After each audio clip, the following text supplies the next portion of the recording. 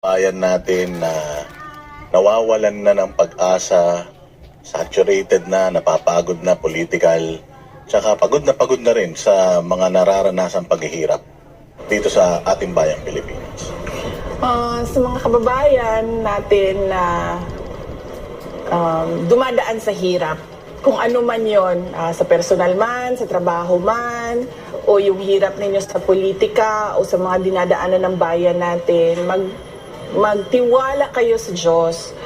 Lagi kayong magdasal na bigyan kayo ng lakas at ng kaalaman, strength and wisdom, at bigyan kayo ng grace na tanggapin kung ano yung nangyayari sa buhay ninyo. At pag merong nangyari na hindi maganda sa buhay ninyo, isipin nyo na lang na mas matindi yung nangyari.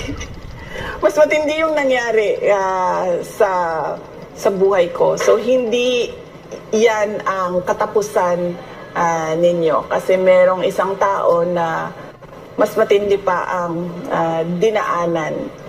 Pero hindi mag-give up.